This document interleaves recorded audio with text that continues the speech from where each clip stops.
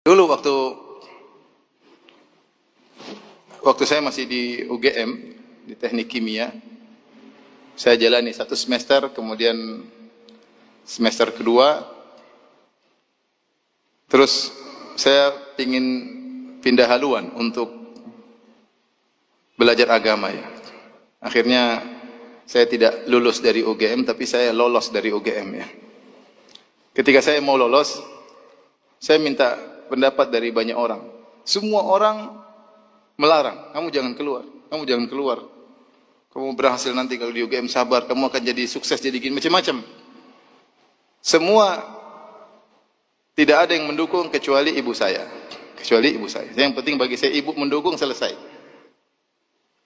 Akhirnya ibu bilang, terserah kamu nak. Kalau kamu memang mau pilihanmu itu, silakan. Bismillah, saya keluar. Saya keluar. Akhirnya saya belajar di pondok Jamilur Rahman kira-kira 1,5 tahun. Kemudian setelah itu saya diterima di Madinah. Terima di Madinah. Sebelum ke Madinah juga saya menikah. Kemudian minta izin juga ibu ya. Tafadhal, silakan menikah. Kemudian saya berangkat ke Madinah.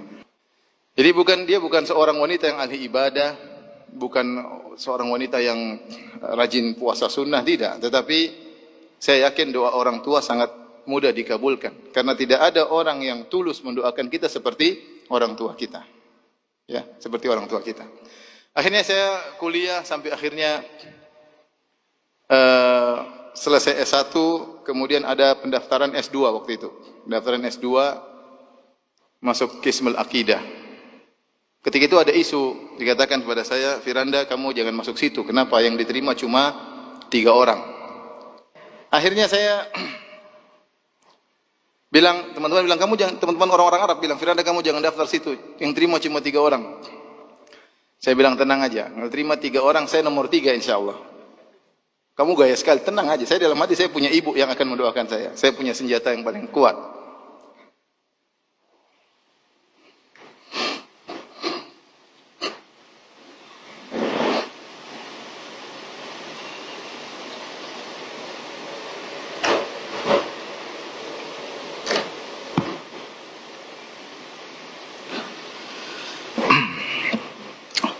Akhirnya ada lagi bilang, Firanda, alhamdulillah sekarang dengar-dengar isunya diterima 5 orang. Saya bilang, tenang, saya nomor 5, jangan khawatir. Jadi mereka, teman-teman saya tambah jengkel. Kamu sombong banget, tenang aja, saya nomor 5. Akhirnya benar, waktu ujian, hari pas mau ujian, pagi-pagi di sana, jam sebelumnya, saya telepon ibu ya. Saya telepon ibu, sholat malam, saya bangunkan. Sini di Madinah masih mungkin jam 12 malam, saya telepon. Sekarang, Bu, Mama bangun, sholat. Saya telepon istri saya juga, bangun, sholat. Karena besok ujian. Ini ikut ujian. Alhamdulillah, ketika pengumuman, qadarullah itu saya nomor 1. Saya nomor 1. Setelah itu, kita terima 18 orang. Dari 18 orang ini, atau 20 orang, saya lupa, harus tes lagi Quran. Yang terima rata-rata IP-nya 5. Kira-kira di Madinah IP-nya 5. Saya IP cuma, saya lupa, 4,8 kalau nggak salah. Teman-teman saya banyak IP-nya 5 ketika itu. Kalau nggak salah berapa hari kemudian ujian Quran. Ujian berikutnya. Wah, ujiannya susah. Rata-rata teman-teman menyetor 30 juz. Saya cuma ngambil kadar minimal 5 juz. Saya nggak punya banyak hafalan. Kamu Firanda berapa 5 juz? Oke. Kita hadir. Yang menguji pakai e-call, kemudian tegang, satu orang ditanya, mengerikan, saya lihat dari luar, mengerikan nih, gimana saya bisa jawab atau tidak. Jadi kondisinya menegangkan. Akhirnya saya telepon ibu lagi, saya punya senjata. Mak, sekarang mak berdoa. Sekarang. Anda lagi, saya bilang nama saya Anda lagi ujian. Kenapa Anda? Sekarang lagi doa. Mama sekarang berdoa ya, sekarang mak. Terus saya matikan. Mama saya berdoa, mungkin sekitar 5 menit, ada syekh lewat. Firanda, kamu ngapain sini? Ujian Quran. Mana? Sudah, kamu sama saya aja sini. Akhirnya cuma surat Al-Baqarah ya. Akhirnya saya diterima. Ini, maksud saya, doa orang tua itu sangat penting. Kemudian ketika saya selesai S2, ada pendaftaran S3. Saya sudah capek belajar ya. Antum juga mungkin capek belajar ya. Saya udah capek belajar. Tiap hari ujian, saya nggak mau. Saya mau uji orang, masih uji terus, saya nggak mau. Akhirnya saya bilang sama istri saya, yang saya cintai, saya bilang, sayang, kayaknya Abi udah nggak mau kuliah lagi, nggak mau lanjut. Capek belajar terus. Jadi saya menangis. Masih pingin tinggal di Madinah. Udah capek, udah pulang aja kita di Indonesia udah. Kita dakwah udah capek, belajar disuruh belajar ini, belajar capek. Istri saya akhirnya nurut ya, sudah, dia pulang. Tapi ada mama, saya harus bilang dulu, Mak, saya bilang nama saya Anda ya, Mak, Anda mau pulang. Kenapa? Gak lanjut, enggak, capek Mak, belajar capek. Kata mama saya, kata ibu saya, sudah, Anda masuk aja ujian. Pokoknya masuk aja ujian. Terima nggak terima, masuk ujian. Kalau nggak terima pulang. Sudah, akhirnya saya masuk ujian dengan kurang persiapan. Karena memang saya niatnya mau pulang. Karena melaksanakan nasihat orang tua, akhirnya saya masuk ujian. Waktu itu ujian sekitar ada 80 orang atau 100 orang, saya lupa. Dari berbagai kota di Arab Saudi. Mereka datang ke Universitas Madinah untuk masuk ke S3. Karena diterima 10 orang. Diterima 10 orang. Saya masuk itu ujian 3 jam. Kalau saya lupa, coba tanya Ustaz Abdul Roy. Saya lupa. Waktu itu saya ujian bareng Ustaz Abdul Roy. Masuk S2 ke S3. Hafizahullah Ta'ala. Kemudian ujian mungkin baru sejam, saya sudah keluar. Teman-teman sampai tank masih minta tambah waktu. 3 jam mereka masih kurang waktu. 1 jam saya sudah keluar. Saya keluar. 2 hari kemudian, 3 hari saya agak lupa. Ditelepon. Firanda Ta'al. Kenapa sih? Kamu diterima. Lah, kok bisa? Saya datang. Saya tahu saya nggak bisa jawab. Yang penting saya jalankan perintah orang tua. Kemudian saya dipanggil ujian. Saya tidak persiapan. S3 minimal 10 juz. Kalau mau masuk minimal 10 juz. Waduh. Itu besoknya. Jadi hari itu saya dengar. Besoknya harus datang. Hari itu saya murojaah. Murojaah. Cuma dapat 9 juz. Nah, karena lupa. Saya memang tidak ada persiapan untuk ini. Jadi saya cuma bisa 9 juz. Saya sampai tiba di tempat ujian. Saya bilang, saya sudah murojaah dari kemarin cuma 9 juz. Kamu hafal Maryam Kahfi enggak? Hafal. Ya, itu 1 juz katanya. Pas 10 juz. Jadi banyak hal-hal yang sulit yang saya hadapi, tapi saya punya senjata doa orang tua. Ketika orang tua saya sudah 2 hari tidak ada, baru saya merasa agak berat. Ada permasalahan-permasalahan yang saya hadapi seperti berat. Karena senjata andalan saya sudah tidak ada. Rahimahumullah. Oleh karenanya, ikhwan, mumpung masih punya orang tua, ya, berbakti kepada mereka sebakti-baktinya ya. Saya bisa mungkin, saya bukanlah anak yang berbakti, tapi orang tua saya sayang sama saya. Karena ibu saya, sejak saya kecil, dia tidak pernah cubit saya sekalipun. Tidak pernah. Maksudnya saya agak badung-badung dikit, tapi dia tetap doain saya. Tetap doain saya. Nah, antum ambil hati orang tua, minta doa kepada orang tua, dan itu doa yang terbaik. Ya, kata Nabi sallallahu alaihi wasallam, "Salatu da'awatin mustajabah la yashakka fihinna."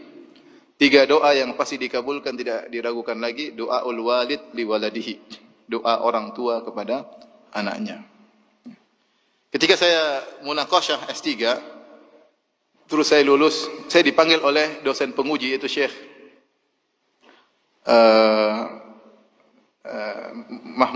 Muhammad Qadah, Syekh Mahmud Al-Qadah. Dia orang aslinya dari Kedah, dari Malaysia, tapi dia belajar di Madinah sampai mengambil profesor dan dia punya kedudukan tinggi di Universitas Madinah. Maka dia panggil saya, dia ingatkan, dia bilang, "Hai Firanda, kamu jangan ujub, kamu jangan sombong, kamu tuh tidak ada apa-apanya, kamu sama dengan yang lainnya, yang lebih pintar dari kamu juga banyak. Tapi menurut saya kamu berhasil karena orang tuamu. Kamu berhasil karena orang tua. Saya pun demikian. Yang lebih pintar daripada saya juga banyak, tapi alhamdulillah saya dapat posisi ini karena berkat apa? Orang tua. Satu yang saya sesalkan, dia sampaikan sambil menangis. Satu yang saya sesalkan, saya dulu malu-malu minta doa sama orang tua. Ya, ketika orang tua saya meninggal baru saya sesalkan hal tersebut. Jadi antum jangan lupa kalau mau kemana, telepon orang tua. Minta doa apa? Orang tua. Berusaha hidup ini membuat orang tua berbahagia. Kalau ibu lihat antum, ibu senang. Jangan lihat antum, ibu mukanya kusut, jangan ya. Karena antum memang bermasalah ya. Sehingga kalau antum dilihat ibu jadi kusut, bapak ngelihat antum jadi jengkel ya. Kok bisa ada anak seperti ini ya?